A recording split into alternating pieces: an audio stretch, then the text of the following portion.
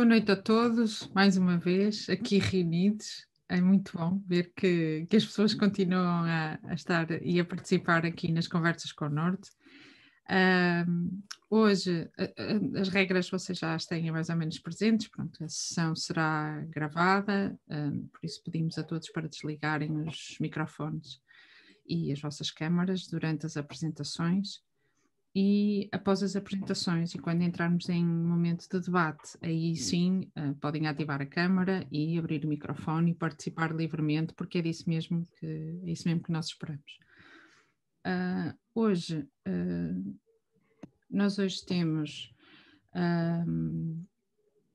na rúbrica O Associado na Primeira Pessoa o nosso colega Manuel Brandão, que é bibliotecário no IPP, que nos já vai contar um pouco da sua curta experiência profissional na área das bibliotecas.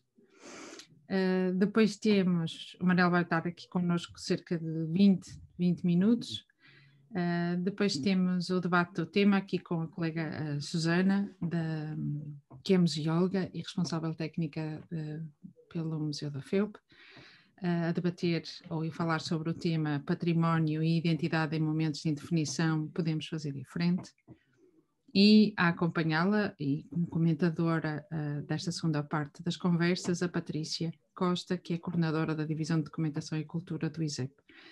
E isto é possível porque quer o ISEP e quer o Politécnico são associados institucionais da BAD, não é? E também esta valência também é importante porque com toda a certeza estarão aqui também muitos que estão por essa via, pela via associada institucional. Vou dar a palavra ao Manel. Obrigado. para começar.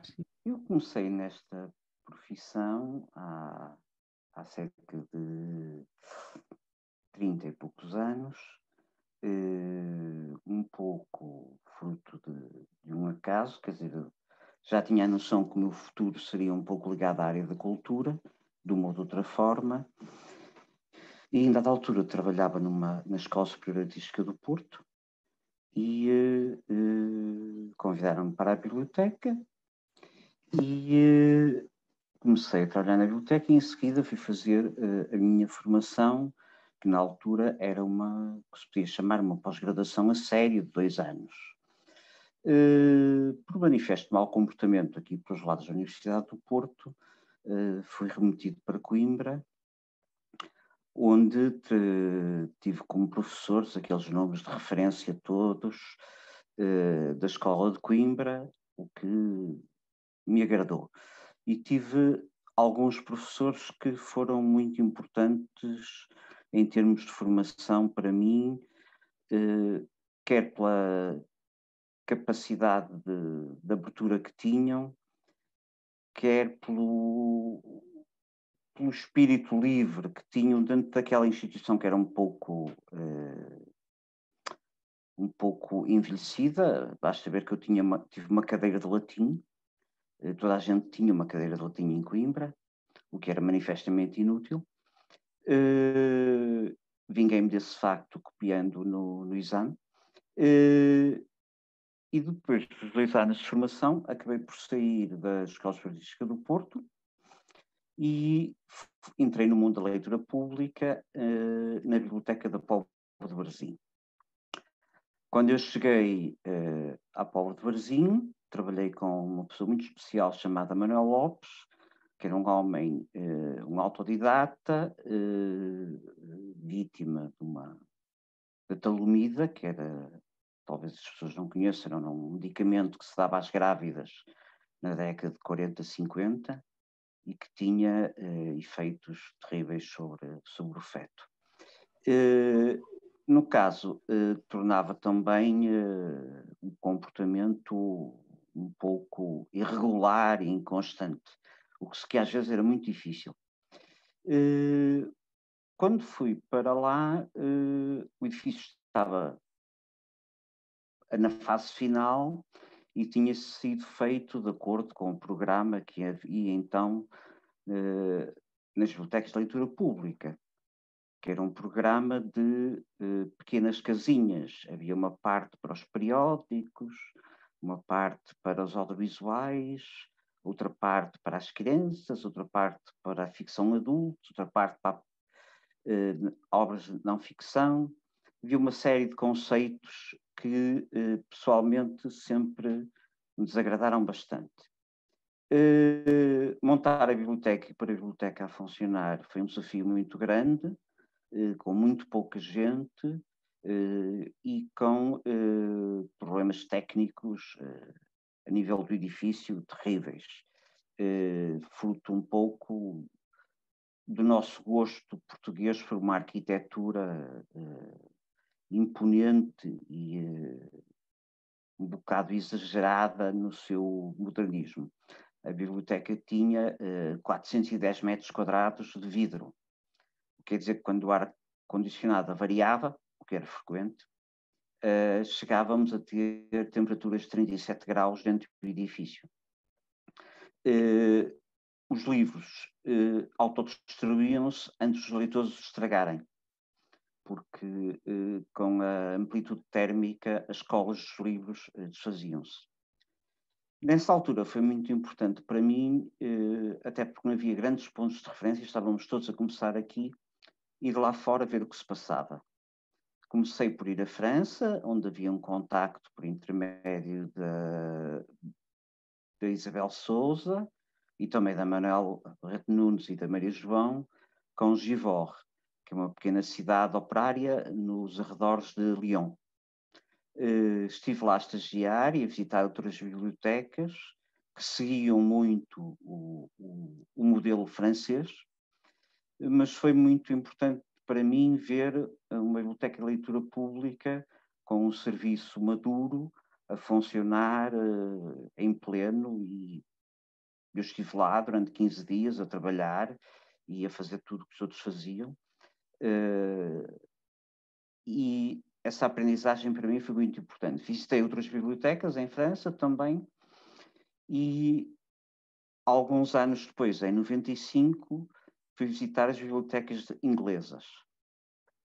Na altura tínhamos um amigo que é o Raymond Astbury, que tinha sido antigo presidente da Library Association e que me organizou um percurso pelas bibliotecas inglesas e que me permitiu visitar vários tipos de várias bibliotecas com uma abordagem um pouco diferente da abordagem dos franceses. Isto é, uma abordagem mais informal, uma abordagem menos pomposa, digamos.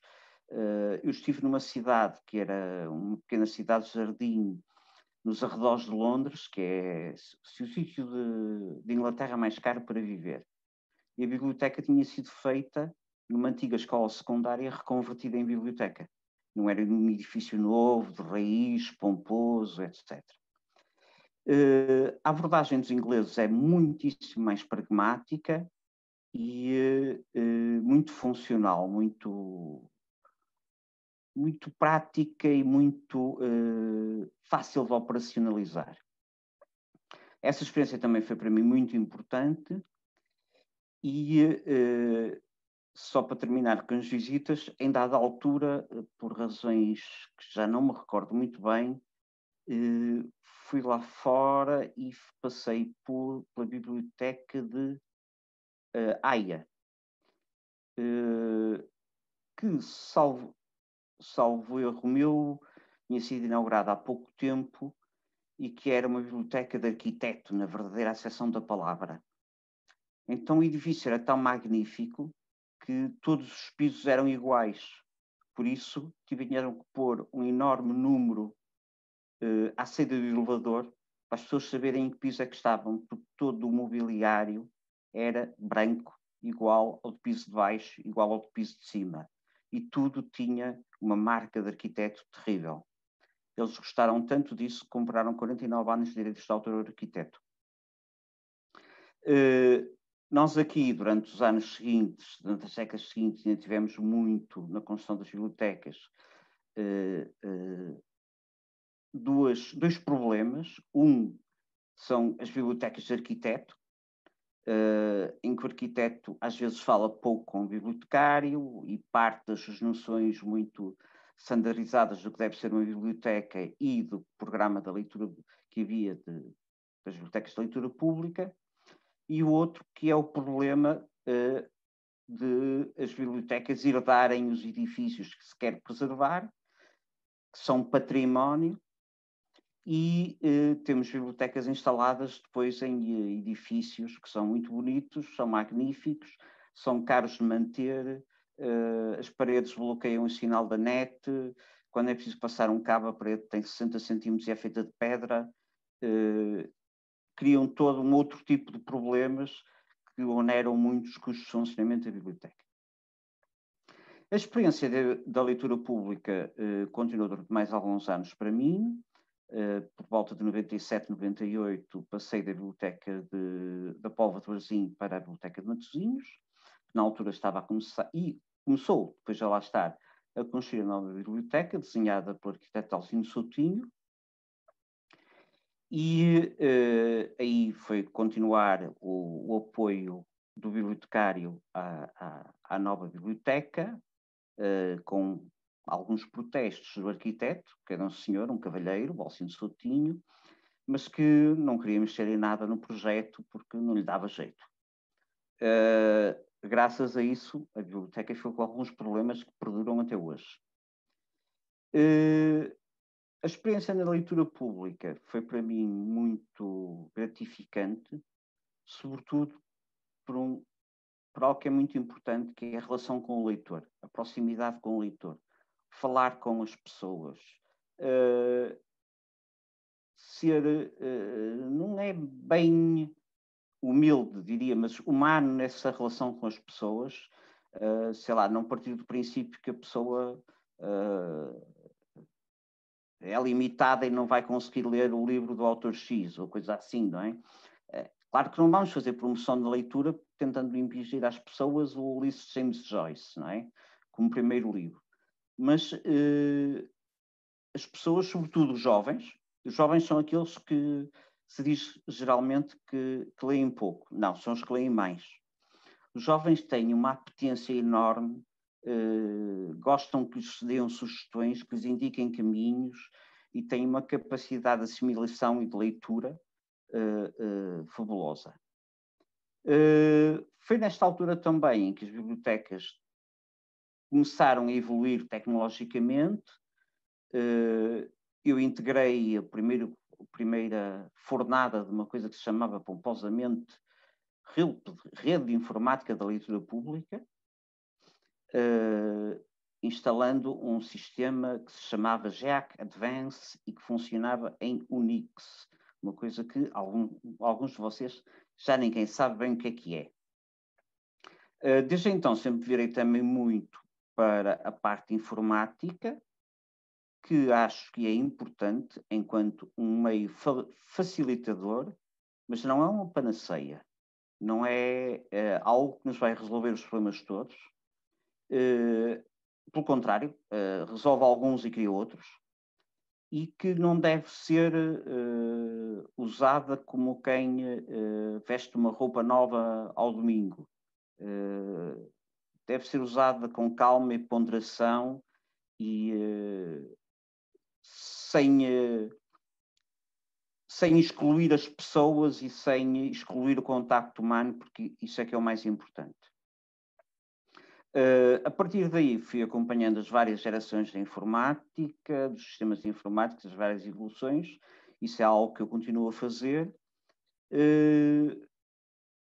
Também é nesta altura em que se começa a passar das bibliotecas que eram só de livros para as bibliotecas que tinham outros tipos de conteúdos, como seja as coleções de DVDs, os CDs de música, etc.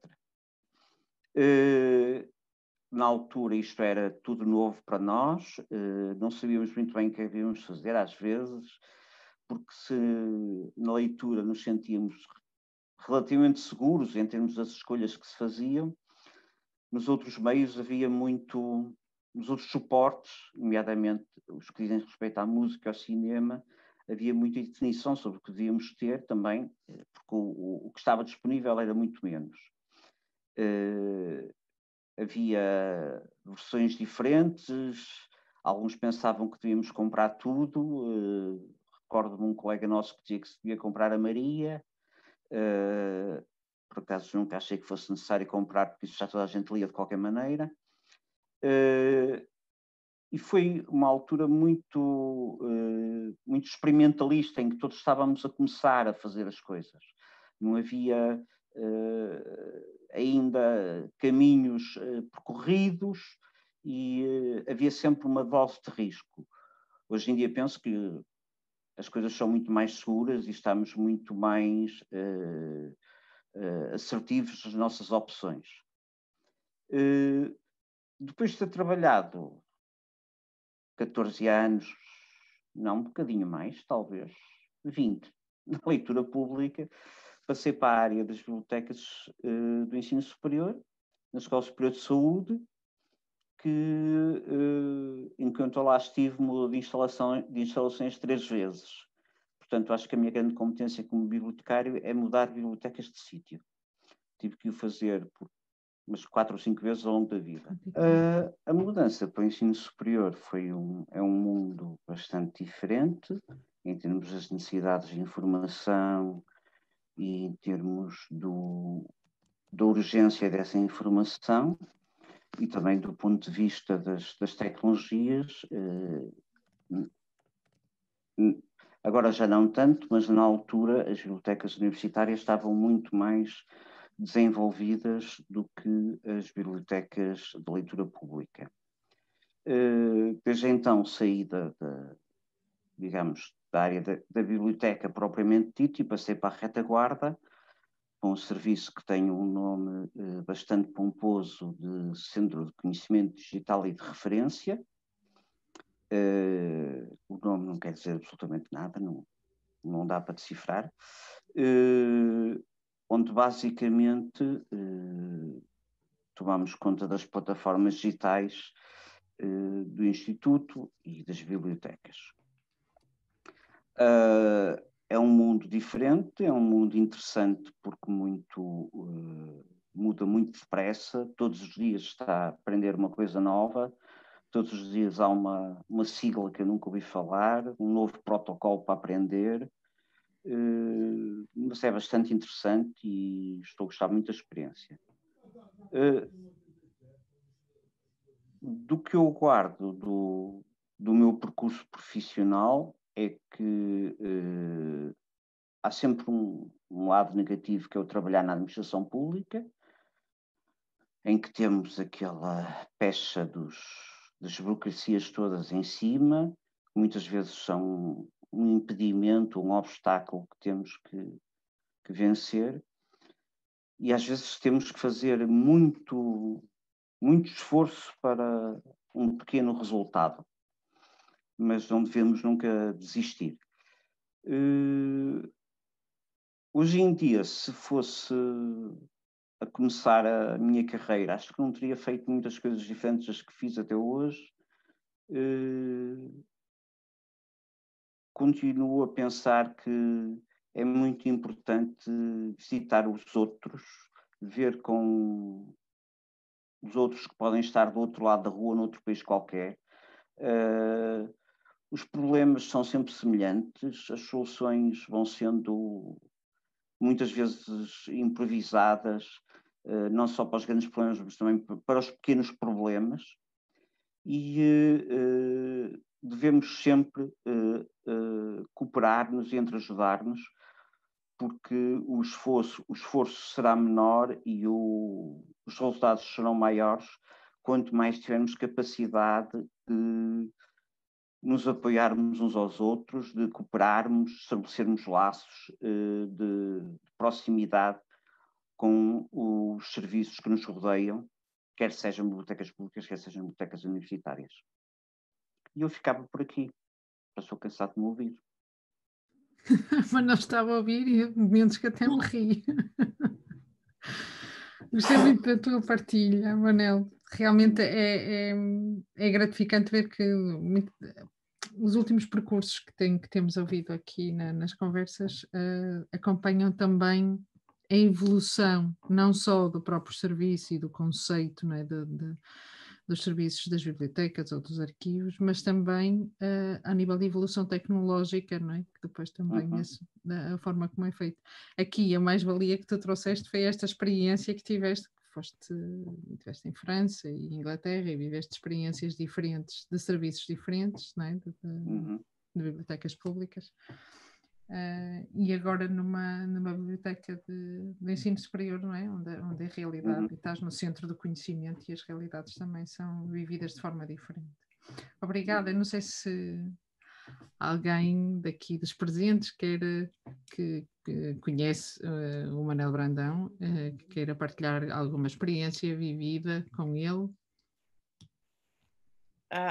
Eu quero falar. Porque eu e o Manel, para além de sermos da mesma terra e nos conhecermos desde ad eterno, não sei bem como, desde quando, andámos na mesma faculdade de letras, ele em filosofia e eu em história.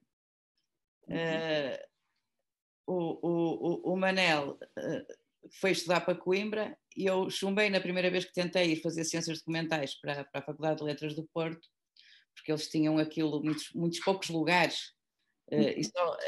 Tive uma conversa surreal com o professor José Marques, que era o diretor do curso na altura e que nos fazia as entrevistas, porque ele me dizia que não podiam aceitar pessoas que não tivessem experiência em bibliotecas. Sim, comigo aconteceu exatamente o mesmo. E, portanto, eu não me podia candidatar ao curso porque não tinha experiência em bibliotecas e não me podia candidatar a uma biblioteca porque não tinha o curso.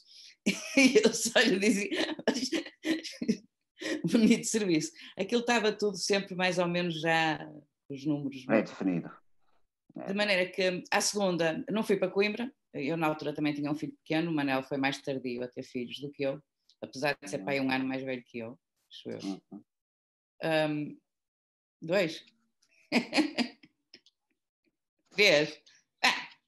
Nem senhor. E, portanto, não me dava jeito nenhum ir para Coimbra. 2 anos depois, que o curso só existia também de 2 em 2 anos, isto é para vos dizer, que vocês todas que são mais novas, que isto é assim, o curso de bibliotecário e arquivista durante muitos anos existiu em Lisboa e depois só existia em Coimbra e em Lisboa. E a Faculdade de Letras do Porto levou anos a conseguir a autorização para ter também uma pós-graduação em Ciências Documentais, com as 2 variantes, uma de Bibliotecas e Documentação, que nós fizemos, e outra de Arquivos. E havia poucas vagas e eram disputadas.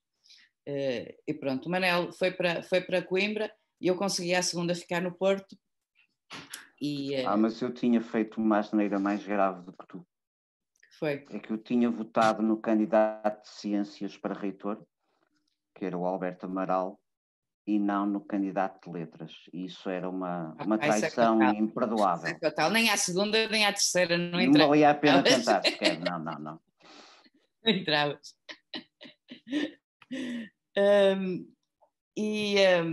Isto era só para fazer aqui um pequenino ponto da situação, e o Manel tem muitas mais histórias para contar, porque viveu muitas histórias, e há 2 características que ele de facto tem que são de realçar.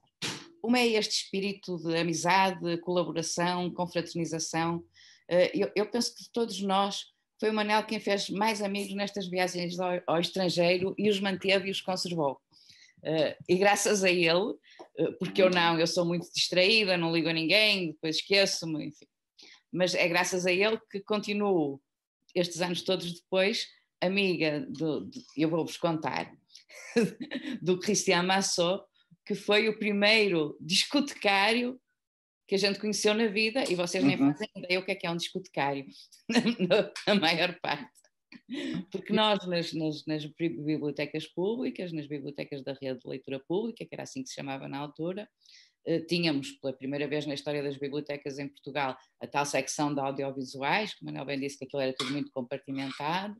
Tínhamos discos, não sabíamos o que é que havíamos de fazer, como é que havíamos de os classificar, como é que havíamos de os selecionar, nada disso. Discos, quero dizer CDs, na altura já.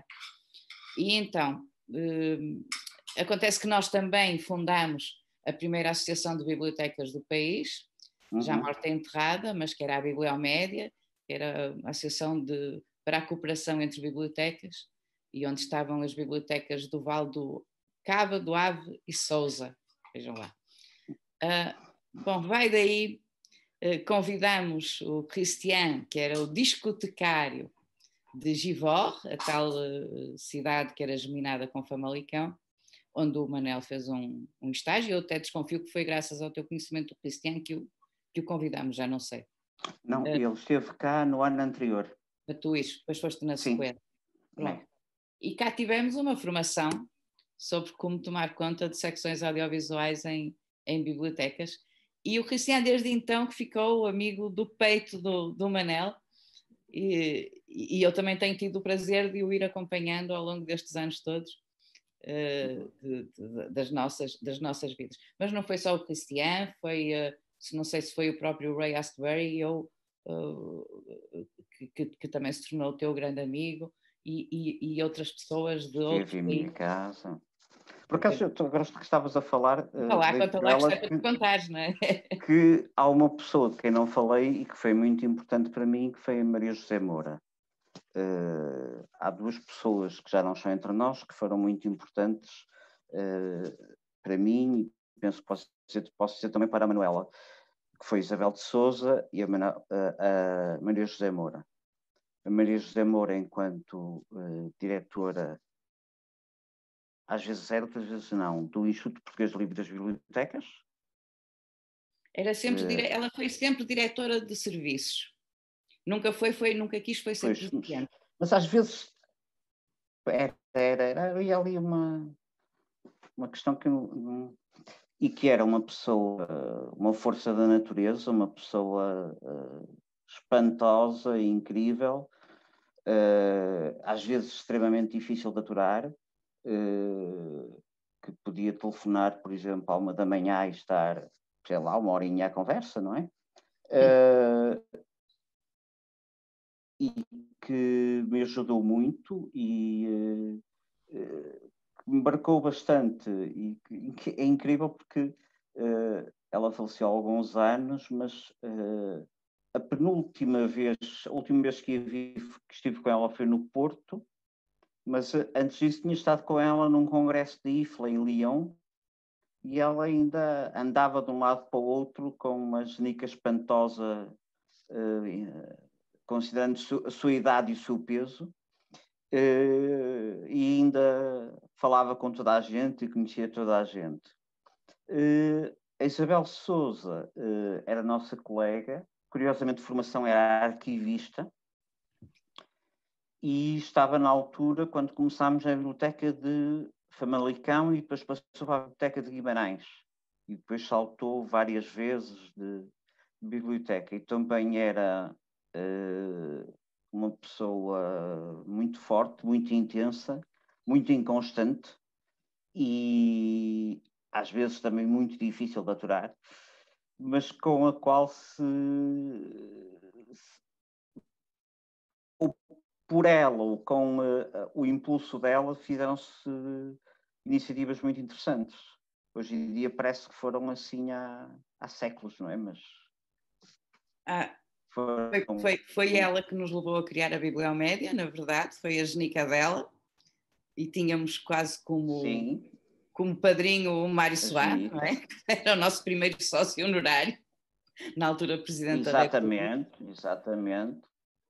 E também foi a genica dela que criou uma célebre excursão à França, de caminhonete, em que foram bibliotecários, autarcas, jornalistas, arquitetos, e lá fomos nós de caminhonete por essas fronteiras fora, namorados em França. Diz, Manel. Estás com a transmissão, mas... Não, só estava aqui a abrir a porta que estava a ficar com um pouco de sinal. Eu vou abrir a porta porque estou aqui em casa de uma pessoa amiga, não é a minha casa. Ok, está melhor? Um bocadinho, estás com pouco sinal, estás com a imagem um bocadinho desfocada. Uhum. Sim, mas nós também temos de avançar. Ok. Eu só quero, deixa-me só sim, dizer sim, uma coisa força, sobre o força, Manel. força.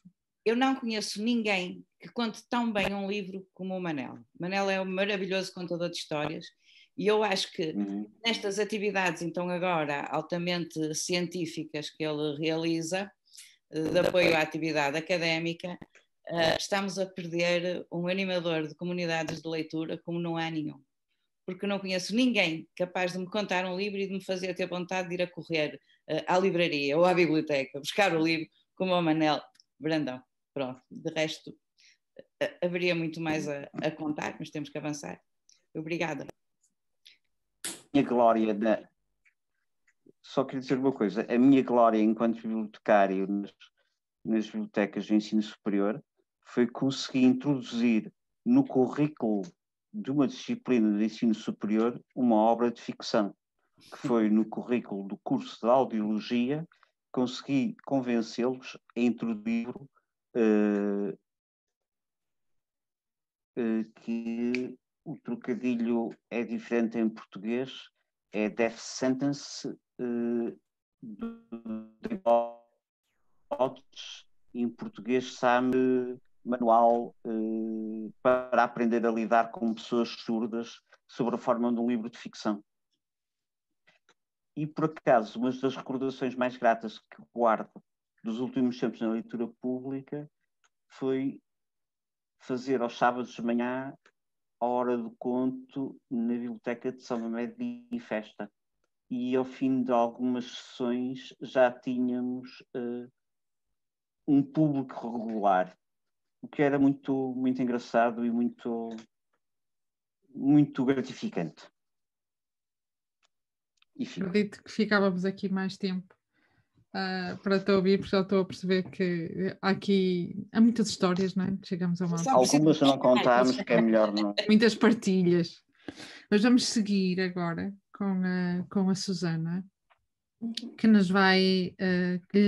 lançamos o desafio à Susana, não é? Para vir partilhar aqui um pouco as suas ideias sobre o tema património e identidade em momentos de indefinição. Podemos fazer diferente? Para quem chegou ou entrou já a meio da sessão, a Susana trabalha, é museóloga no Museu da FEUP, e vamos ter aqui como comentadora a Patrícia Costa, que é coordenadora na área cultural e de documentação no ISEP. Obrigada às duas. Obrigada. Por terem aceito o desafio. Obrigada eu. Força. Nós agradecemos, claro. Ora Força, bem, Susana. então vou começar aqui por partilhar a minha apresentação. Eu não vim aqui preparada com a apresentação. Não sei se estão a ver. Estão? Sim, sim, sim. Muito bem, ótimo. E por isso eu queria começar por agradecer à ABAD Norte pelo convite, à Paula Moura pelo desafio e dar boas noites a todos os participantes, e espero que no final possamos trocar algumas ideias sobre este assunto. Porque foi exatamente a partir de ideias, de experiências, da opinião enquanto profissional, mas também enquanto pessoa, que a Paula me desafiou a participar hoje nesta conversa. E o tema, como a Paula também já referiu, é exatamente património e identidade em momentos de indefinição. Estamos do lado de cá de uma montanha, do qual ainda não conseguimos ver muito bem o cume, não sabemos o que está do lado lá, mas podemos já começar a preparar-nos segundo alguns indicadores que nos chegam.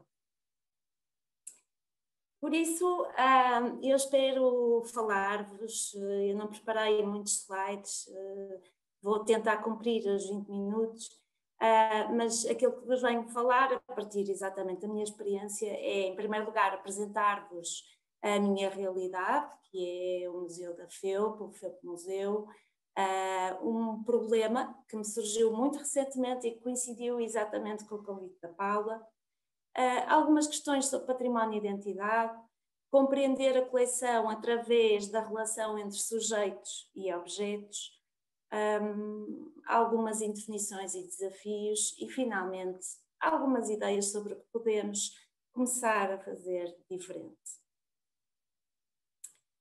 Sobre o Museu da FEUP, tenho-vos a dizer que é um projeto ainda, nós estamos ainda em fase de instalação da componente física do museu.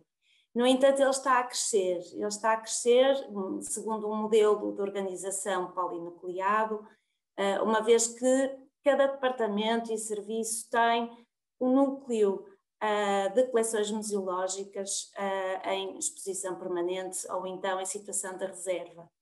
Estes pequenos núcleos são núcleos que coabitam com espaços atuais de transmissão de conhecimento e também da produção do mesmo nas diferentes áreas de engenharia. Portanto, no fundo, nós podemos encontrar núcleos em todos os departamentos, em alguns serviços e, muito brevemente, no espaço da biblioteca.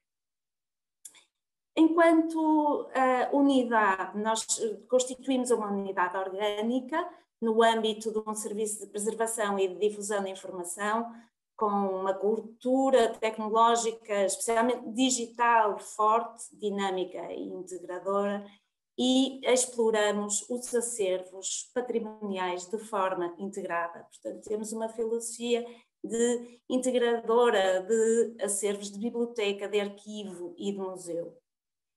Quanto às nossas coleções, as nossas coleções são constituídas essencialmente por aquilo que nós chamamos os produtos do processo de conhecer, que são nada mais nada menos que os vestígios materiais destas atividades de ensino e aprendizagem, de transmissão do conhecimento científico-tecnológico, não só da FEUP, mas também de todas as instituições que a precederam, que remontam ao século XIX, ao início do século XIX.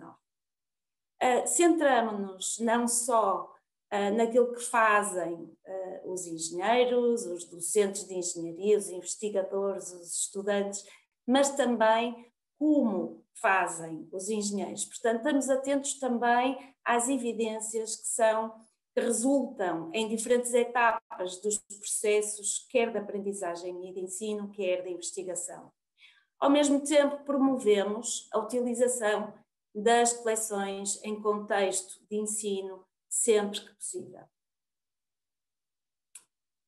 E falava-vos há pouco deste tal problema que me surgiu há muito pouco tempo, em outubro, no início de outubro, quando discutia com um dos elementos da direção, que tem a seu cargo, no fundo, a organização e a manutenção dos espaços da FEUP, e que em tempos, e mais concretamente em 2012, organizou uma exposição comigo, que era uma exposição chamada A Descrição de Lugar. Se quiserem visitá-la, tem o link aqui em baixo, e era uma exposição que se dedicava a mostrar os resultados do estudo de coleção que tínhamos feito sobre os objetos e as coleções, entretanto, constituídas na secção de vias de comunicação. Tratava-se então de instrumentos de topografia e, em alguns casos, de astronomia. E este docente, a propósito da escassez de espaços com que nos debatemos na FEUP hoje em dia, dizia-me: sabe o que me preocupa e me entristece? Dar-me conta que devo ser o único nesta secção que trabalhou de perto com estes instrumentos. O último de uma geração que sabe como funcionam e para que servem. Como é que se defende uma coleção destas perante tantas outras prioridades? Falávamos então de património, falávamos de coleções, e antes de começar a aprofundar um pouco mais um tema, queria mostrar-vos em que posição é que estou. E a minha posição é, quanto ao património, identidade e museu, é uma posição que parte da noção de património de Lorenz Prats, o património enquanto uma construção social, enquanto uma idealização que é construída por um grupo de pessoas num determinado tempo e num determinado espaço. É um processo simbólico que vai conferir um sentimento coletivo de identidade a um determinado grupo a partir de um conjunto de objetos que, desta forma, se transforma num bem cultural. Por outro lado, também acredito que é no museu o contexto, que encontramos o contexto ideal para produzir cultura e, como tal, é esta uma variável a ter em conta no desenvolvimento da identidade de uma comunidade. Por outro lado, em relação a coleções, eu vou falar em coleções, vou falar em constituir coleções.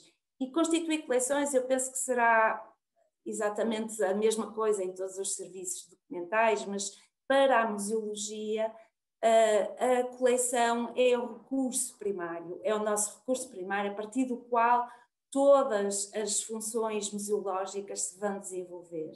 E constituir coleção é nada mais, nada menos que atribuir um fio condutor, uma linearidade a um conjunto de objetos que têm alguns aspectos em comum. E esses aspectos podem ser a área de conhecimento, o tema, a função ou outros. Em relação à herança patrimonial, quando nós entramos com um objeto dentro do museu, este objeto vai deixar de ser útil ou deixou de ser útil e por isso integra o museu. Desvincula-se então da sua funcionalidade. Este bem cultural vai deixar de ser utilizado para passar a ser possuído por alguém, por uma entidade e passa a responder a outros desejos de outra índole. Eles podem ser objetos que são testemunho de ações, que evocam e nos trazem recordações, que nos provocam nostalgia, ou então, a partir deles, que nos levam a outros lugares. São objetos também que nos suscitam ou dão resposta a este desejo de evasão. Segundo Baudrillard, sente-se a tentação de descobrir então a sobrevivência de uma ordem tradicional e simbólica.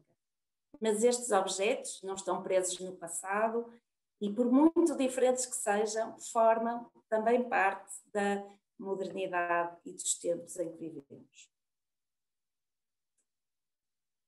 Para perceberem um pouco como é que tudo isto se conjuga e como é que na prática tudo isto se vai manifestando,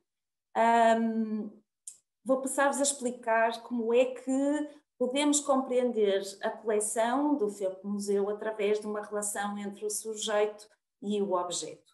E para isso escrevi aqui algumas notas que nos dão que narram um pouco de que forma é que os vínculos de identidade entre a comunidade Felp e as pessoas que trabalham sobre as coleções e as próprias coleções se foram formando ao longo do nosso processo de construção. O processo de construção começou um bocadinho antes da constituição da unidade de museu. Esta ocorreu em 2004, como já vos expliquei, no âmbito do Serviço de Documentação e Informação da Faculdade de Engenharia, com algumas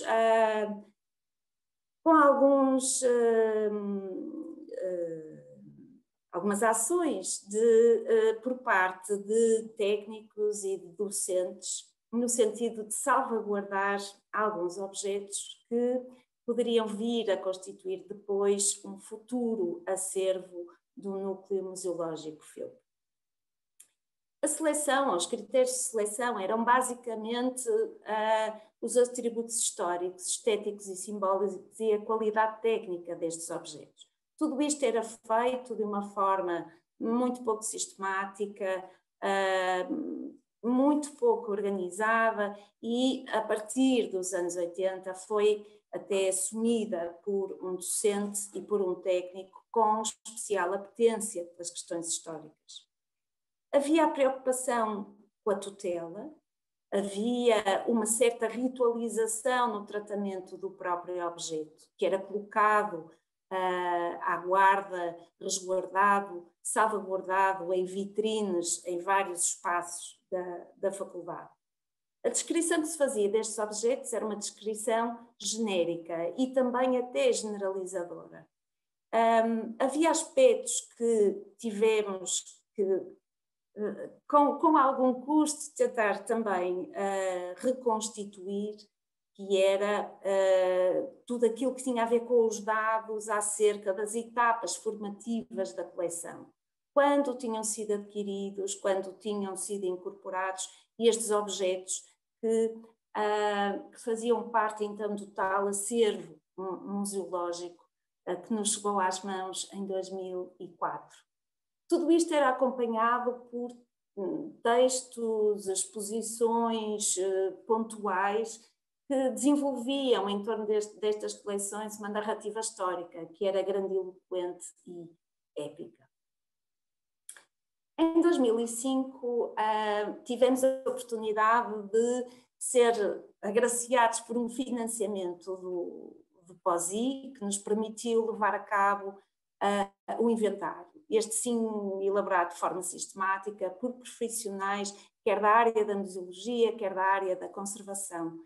Permitiu-nos estudar coleções, com o apoio de muitos alunos do curso de Museologia da Universidade do Porto, permitiu-nos exercer algumas atividades de conservação sobre os equipamentos e restantes objetos e intervir tecnicamente, quer na produção, na preservação, na difusão e no acesso da informação sobre o património que íamos coletando e que íamos registando.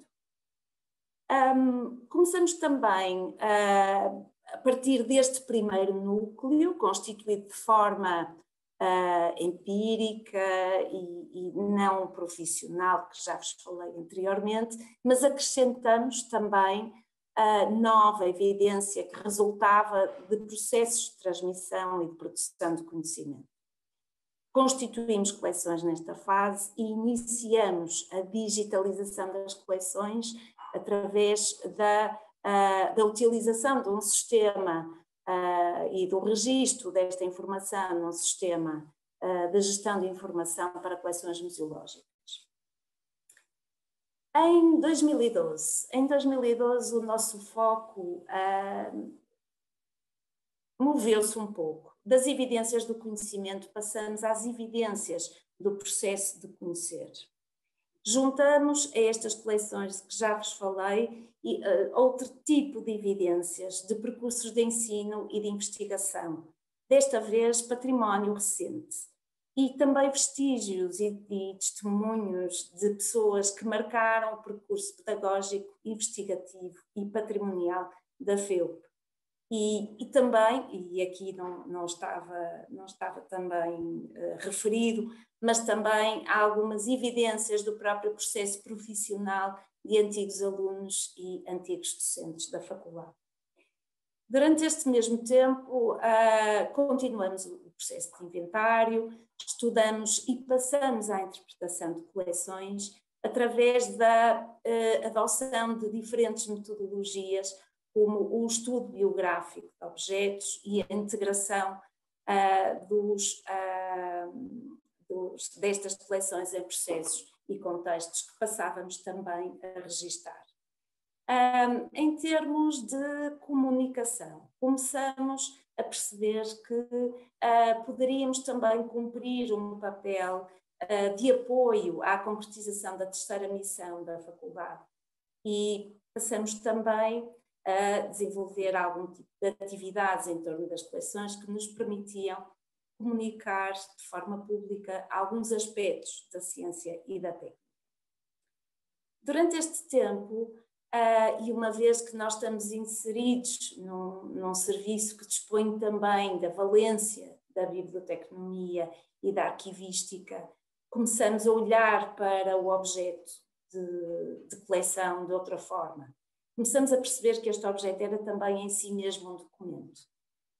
Um documento que era completado por outros documentos que, ao integrar, conseguiam dar-nos uma visão global, dar-nos uma visão mais diversificada daquilo que eram os processos, das etapas e de outro tipo de documentação que iam emanando ao longo dos processos que nós estávamos a estudar. Então começamos a desenhar uma nova visão sistémica e integrada quanto à exploração de acervos, no qual o documento começou a ganhar, de facto, centralidade. Ao mesmo tempo, também começamos a desenvolver 2 anos antes uma atividade que é uma atividade que hoje em dia ainda existe, portanto fez 20 anos este ano, que é o Clube de Leitura da Faculdade de Engenharia e que tem como principal objetivo pôr a comunidade a ler e a ganhar gosto pela leitura e também a conhecer obras literárias que têm como objeto a tecnologia, embora depois haja outras linhas de programação, mas de facto esta intenção de explorar o imaginário técnico a partir da literatura e fazer com que o resultado dessa exploração possa ajudar a uma nova visão sobre as coleções é um dos objetivos que neste contexto importa salientar. Na atualidade, tudo isto continua a acontecer, são linhas de trabalho que persistem, mas há muitas outras coisas em haver. Há cerca de 2 anos começamos a trabalhar na normalização dos dados de inventário, continuamos o nosso estudo de interpretação de coleções, começamos a procurar produzir narrativas plurais, dando voz, por exemplo, às mulheres engenheiras e criativas, e começamos a apoiar os nossos investigadores na comunicação pública dos seus resultados através de outros formatos, além dos papers, além das comunicações científicas, mas também através de exposições dirigidas a um público leigo e alargado para fora dos muros da academia. Em termos de seleção, a seleção passou a ser participada e a ser compartilhada e colaborativa com a comunidade FEU.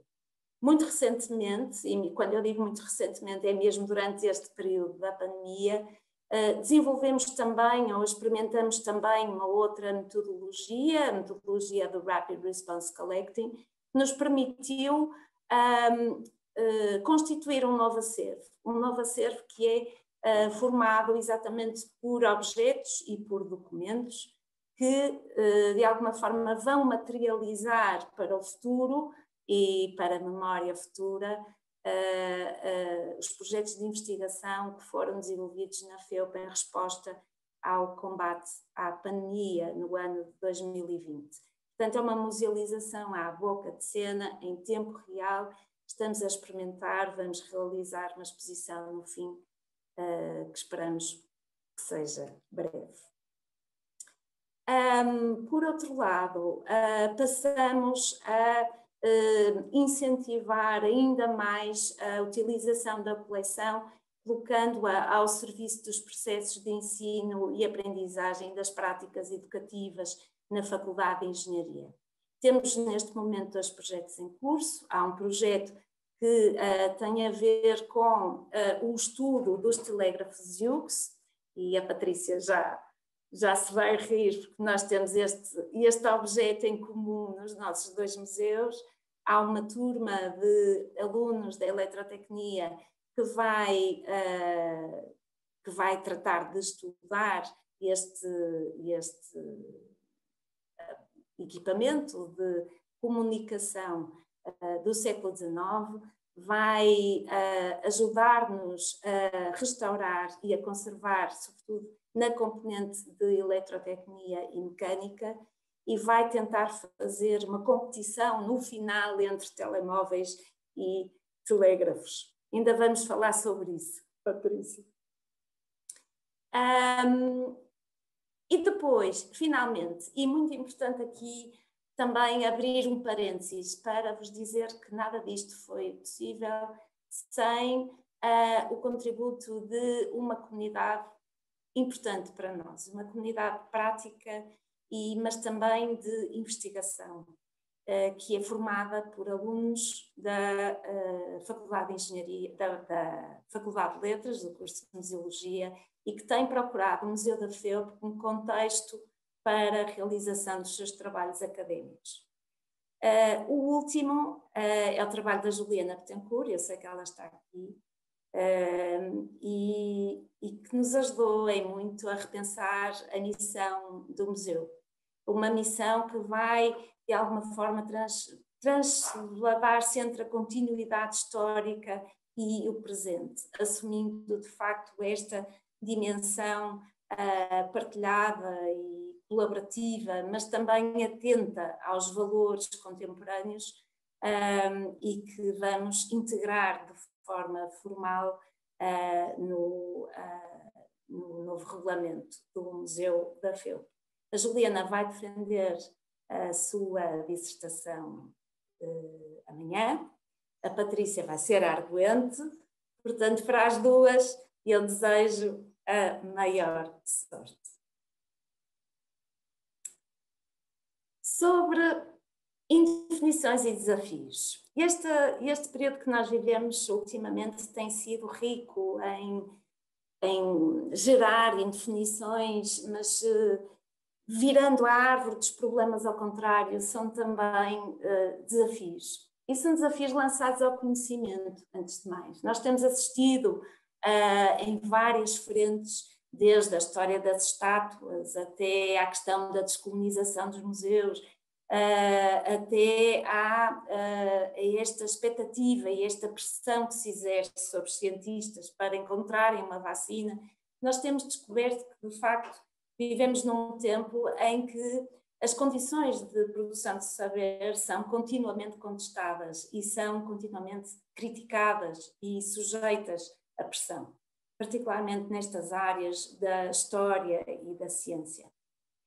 Temos assistido também à manifestação de um cronocentrismo dominante. O tempo de hoje é o importante, o passado é muitas vezes até menosprezado. Há uma certa urgência em gerar, em obter e aplicar o conhecimento para enfrentar a mudança, como também já referi. Mas, por outro lado, há outra coisa que também é boa, que é a atividade científica que se tornou aberta, que se tornou colaborativa e transparente e que partilha com os cidadãos e comunica com os cidadãos os seus resultados e processos.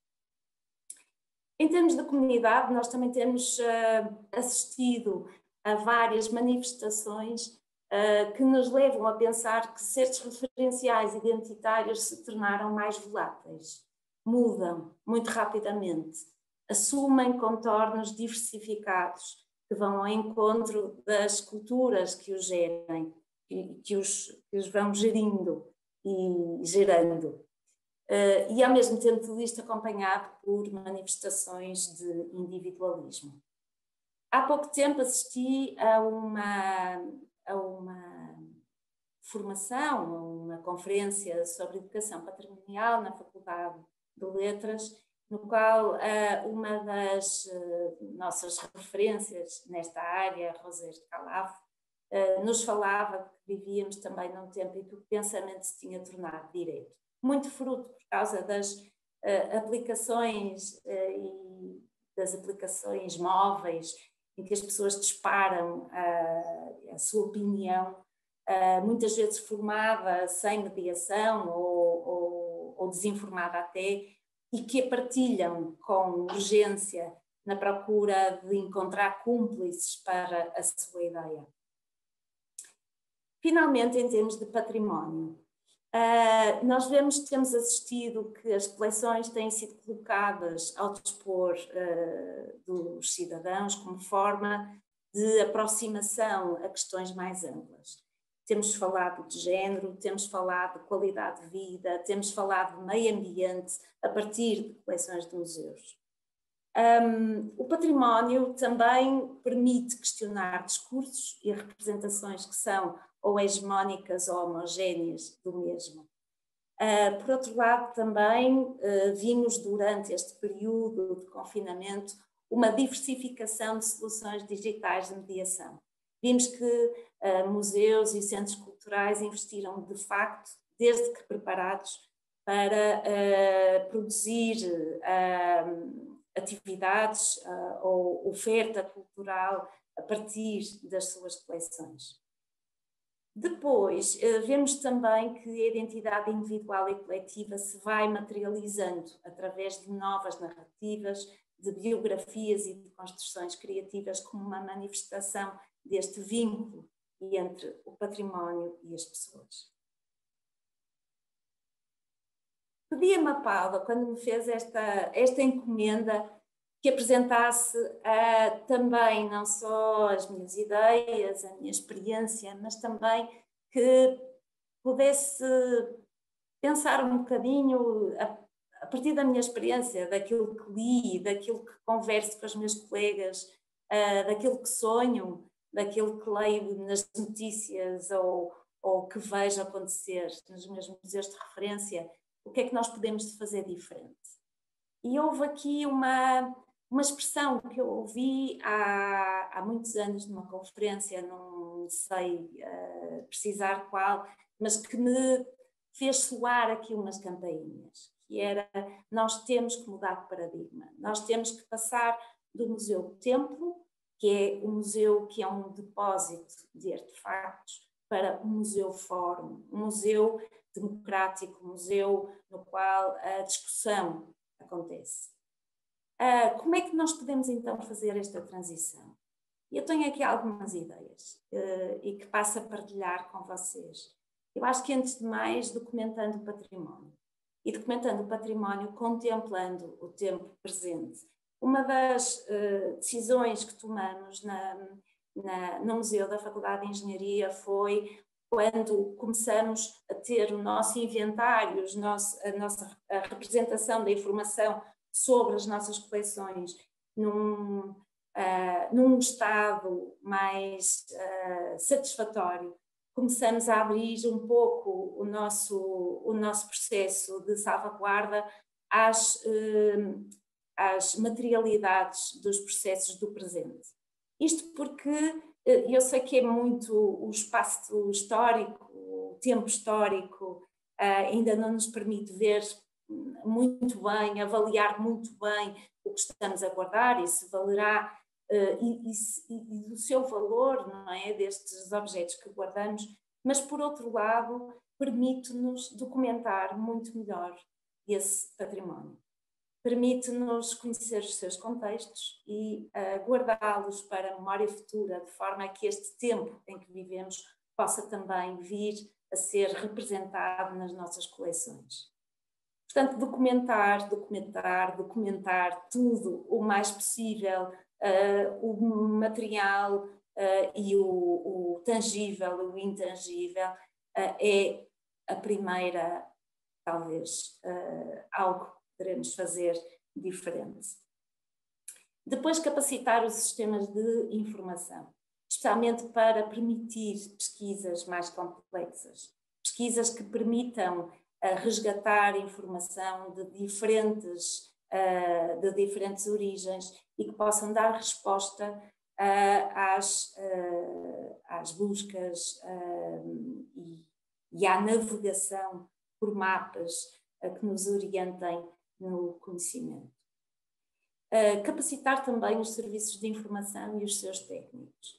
Estive há poucos anos, há cerca de 2 anos, envolvida no projeto Musa, que teve como principal objetivo a capacitação de profissionais dos museus em termos de competências digitais, e penso que este tipo de formação é, neste momento, importante. Também na área da normalização e também na área das competências de gestão da informação. Depois aqui uma outra ideia, que é abordarmos de forma integrada estes sistemas de informação que se encontram neste momento desagregados, exatamente para que esta reconstituição e esta representação destes processos de produção e de circulação do conhecimento que produzimos e que é construído em torno de pessoas, de objetos e de percursos, possa ser reconstituído. Numa outra área, na área da mediação, é importante atendermos à diversidade e à relevância de significados do património. É importante investirmos em ações de mediação entre o património e a comunidade, com o propósito de estabelecer pontos de contacto entre aquilo que é exposto, aquilo que vemos, e os significados que estes objetos podem portar a diferentes contextos culturais que vão coexistindo no tempo e no espaço. É também importante repensar os enunciados de identidade a partir da identificação daquilo que vai perdurando além da mudança, aquilo que é perene e aquilo que se vai transformando na comunidade. E depois uma outra área, a da educação patrimonial, que pode apoiar o desenvolvimento integral da comunidade. O património, como já vimos, dá-nos conta de um mundo através das suas manifestações materiais e imateriais e vai apresentando nas suas múltiplas expressões. O museu, como vimos também, é uma entidade sensível à diferença cultural. É um espaço de contestação que se oferece como mediador, como espaço de negociação e de reconhecimento do valor e de significados do património para a comunidade, e procura encontrar formas de conciliar ou então fazer coexistir estas múltiplas perspectivas e pontos de vista. Finalmente, o museu incentiva a experimentação de novas, ou então ajuda a pensar ou a reformular formas de ver, interpretar e de sentir. E é isto que eu tenho para vos falar. Estou agora à disposição para conversar. Se quiserem, tem aqui bibliografia que foi referindo ao longo da apresentação e, finalmente, os créditos das imagens que foram usadas. Muito bem, Susana. E é isto. Obrigada pela tua apresentação. E eu vou agora dar algumas achas na fogueira, porque realmente temos um percurso semelhante e os museus com conceitos diferentes, não é? O ISEP está num espaço, portanto tem outra concepção física, mas no fundo mas são os mesmos e as nossas descobertas acho que são as mesmas. E eu acho que temos que ter sempre em atenção uma coisa: nós estamos instalados numa instituição que é dinâmica, não é estática. Sim, sim. Não é? Nós, portanto, todos os dias... muito veloz, e muito veloz. Muito rápido, agora tudo é muito rápido. Tudo, ao bocado, quando estavas a falar na questão do património mais recente, não é? É guardar, e nós não sabemos porque é guardar. E realmente eu sinto também um bocado esse problema, e tem que ser um bocado nessa atitude. Ainda não conseguimos ter esse distanciamento de perceber se as coisas realmente são relevantes. Se não as guardarmos, não vamos conseguir continuar a fazer história, digamos, ou criar as memórias institucionais se não fizermos isso. E outra coisa que eu acho que realmente, se me permitem esta expressão, acho que nós somos umas privilegiadas e ter o contacto com este tipo de património e juntar-lhe estas camadas, ou seja, há bocado, por exemplo, falar no telégrafo, não é? Tu tens um telégrafo de Hughes, eu também tenho um telégrafo de Hughes, eles são iguais, mas no fundo são essas camadas que nós vamos colocando, essa investigação que vamos fazendo, essa informação que nós vamos colocando, como ele vai ser diferente do teu, não é?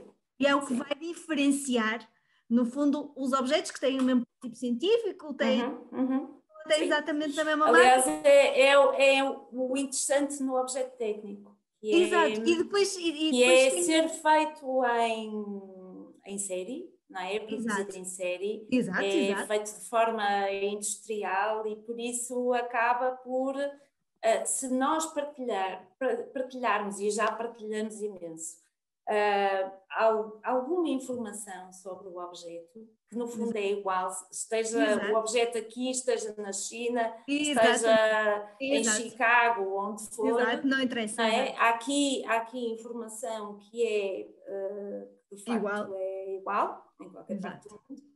Isso dá-nos mais dá-nos mais disponibilidade para nos podermos, de facto, interessar e investigar mais sobre os contextos que fazem a diferença. Exatamente. Eu acho que nisso realmente nós podermos olhar o objeto como um documento, não é? Então, ir pegar livros de bibliografia de referência que têm a gravura exatamente daquele objeto. Sim, o catálogo. Histórico, exato, do catálogo. E realmente essas camadas e essa informação é que vai dar todo o património científico que nós temos à nossa guarda. Daí o interesse também. Do museu, sim. Pois, daí o arquivo, também... o museu e a biblioteca. É tudo, não é? Sim. Nós queremos saber... Aquela peça está por lá por algum motivo, não é? Foi comprada por algum motivo. Portanto, para algum departamento que tem um laboratório, que tinha um diretor, que tinha um professor de uma certa cadeira, que pertencia a um certo curso, e, portanto, é todas estas camadas de informação que nós vamos ter. E depois temos outra coisa que eu acho que é essencial, e há pouco falaste nisso, a questão do professor, é o património imaterial e as memórias das pessoas que trabalharam com estes documentos, que nos dão uma informação sim. De uma riqueza, não é? E o saber fazer, e há outra coisa que é deliciosa de se ouvir, que é as memórias de um tempo analógico, não é? Sim, que as coisas se faziam com outro ritmo. E eu lembro-me, por exemplo, quando estava a fazer esta exposição de topografia, de que falei logo no início, falei com um professor que morreu há 2 anos, na altura já tinha 80 e muitos anos, e ele foi à inauguração da exposição e estivemos a falar um bocado. E ele dizia, olha, eu trabalhei com muitos destes objetos que aqui estão. Exato. E digo-lhe uma coisa, éramos uns privilegiados. Então porquê? Porque nós saímos de casa com a nossa sanduíche. A minha mulher fazia-me umas sanduíches de paio maravilhosas. E depois subíamos e parávamos na primeira encosta e víamos o horizonte.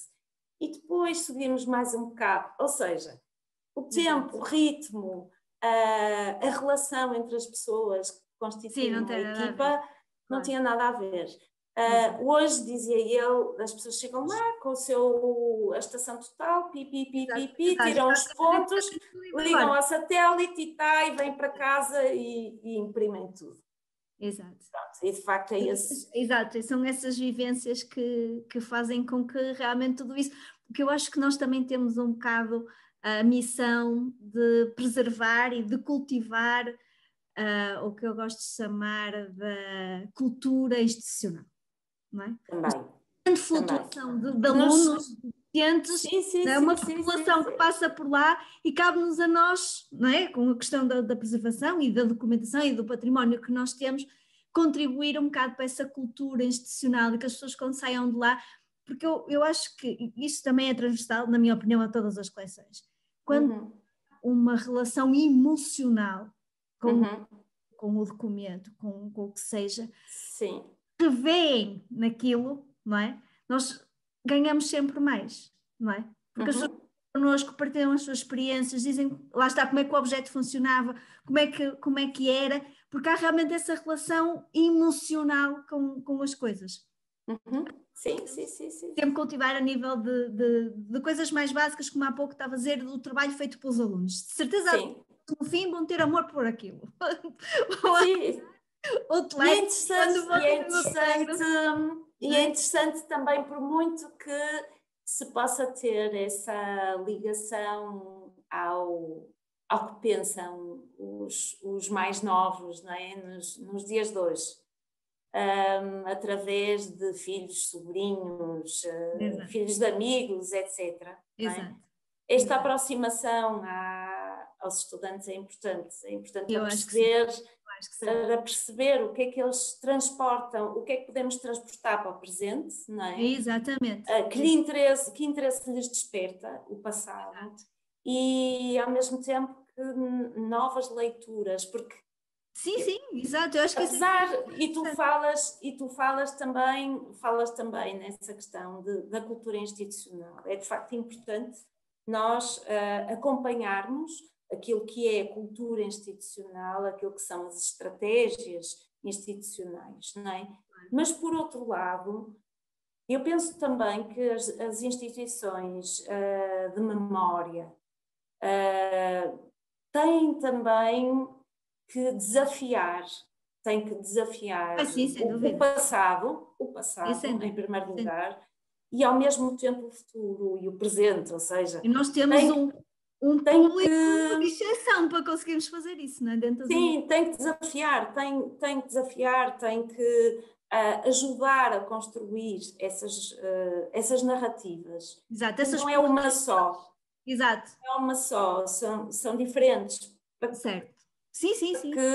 Para que possam chegar exatamente a pessoas que constituem essa comunidade que hoje em dia é muito mais heterogénea do que era há 40 anos atrás, ou assim. Nós temos cheios de alunos Erasmus, temos professores estrangeiros, investigadores que passam 4 anos neste país,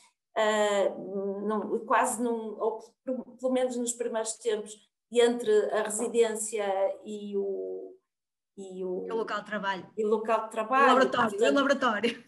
Há aqui uma série de papéis nos quais que são atravessados exatamente pela questão do património, e há aqui imensos papéis que as instituições de memória podem cumprir, exatamente, para fortalecer, criar, desafiar, renovar, acompanhar a identidade de uma comunidade.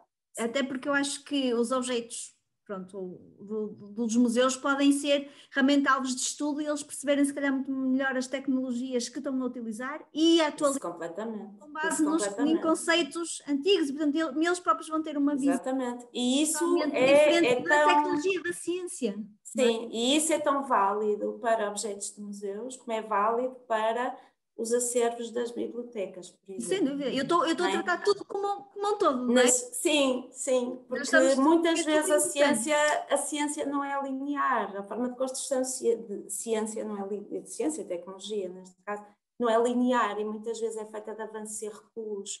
Há soluções que foram deixadas exatamente lá atrás, no passado, porque não havia ainda meios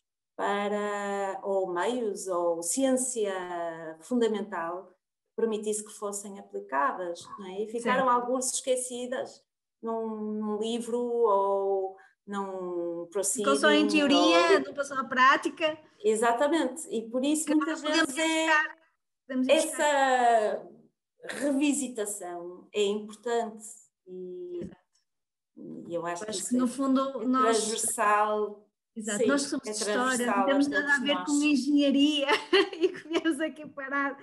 Também, além disso, é um conhecimento muito especializado e Exato. No nosso caso a opção foi sempre a de procurar o apoio dos especialistas na matéria. Da comunidade, sem dúvida.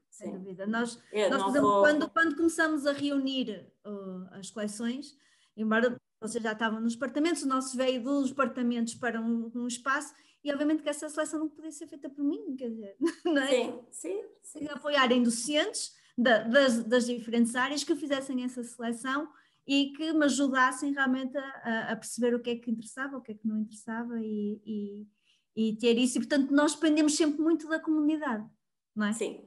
Para ver o nosso trabalho, não é? Mas depois também precisamos deles para isso, mas precisamos deles para evoluir, para os conceitos evoluir, para o que estavas a falar da mudança do paradigma, tem mesmo que ser, e principalmente um museu universitário, menos nestes 2 casos, é exatamente isso, nós temos que desconstruir e desmaterializar o processo. Sim, e é exatamente isso que... Até porque eles são muito racionais, e portanto nós temos que Também.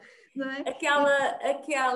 Aquele exemplo que eu dei, daquela conversa com aquele professor, é pertinente. É exatamente nesse sentido. Exato. Nesse sentido, aquilo é a crónica da morte anunciada de uma coleção, não é? A não ser que façamos alguma coisa por isso. Exato. De facto, quando tu tens que escolher entre 2 opções, não é? Requalificar uma área de exposição ou criar mais espaços para investigação, não é? Exato. As coisas como estão neste momento, claro, vão tender já a para a investigação. Claro. Sim. E nós percebemos que as coisas são importantes, não é? Sim. é tão importante quanto a outra. Eu, por exemplo, realmente com antigos alunos e com professores, eu acho que nós vamos buscar muita coisa. Cheguei a um ponto, uma vez estavam a fazer uma visita e chegou a minha mãe e disse: olha, onde é que está aquele objeto? Estava na sala, não sei o quê, na Rua do Breiner. Eu, bem, na Rua do Breiner não faço a mínima ideia, que eu nunca estive na Rua do Breiner.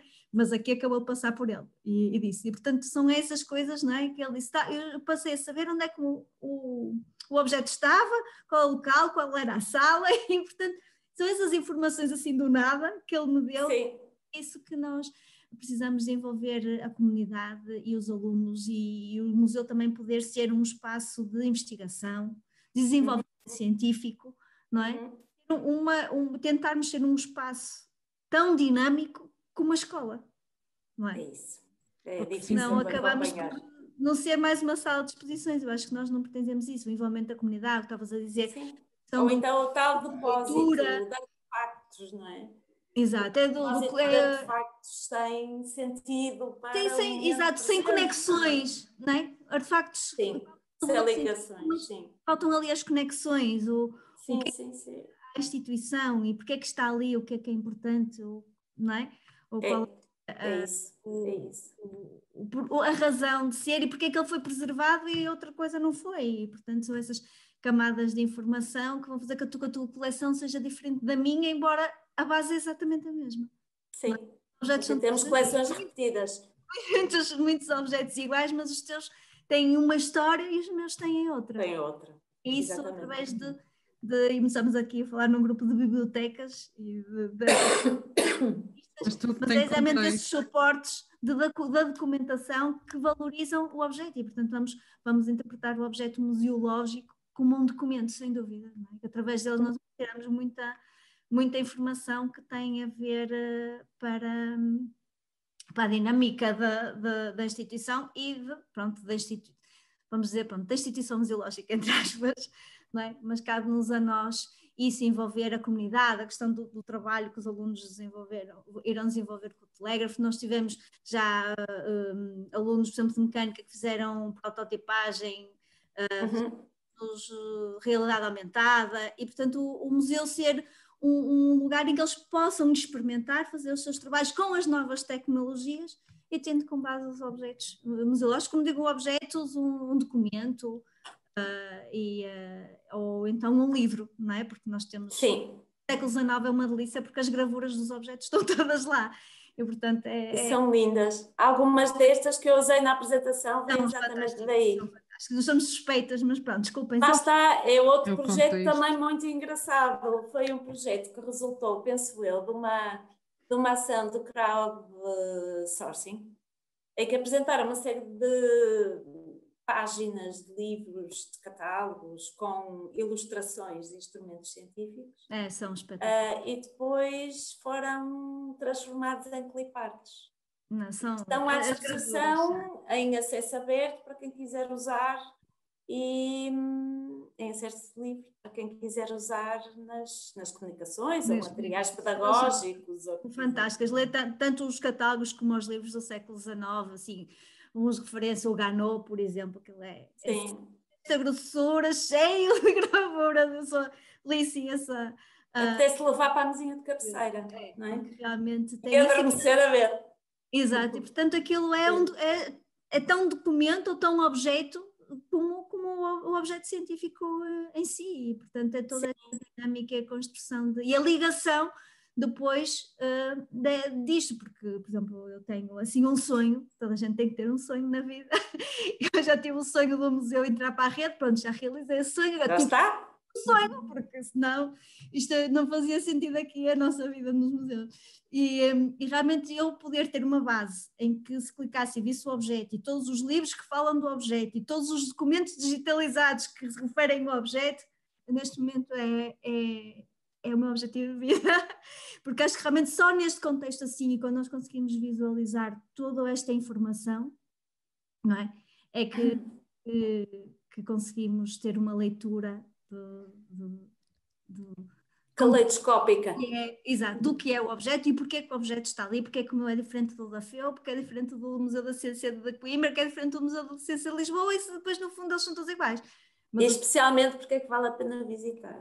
exatamente, exatamente.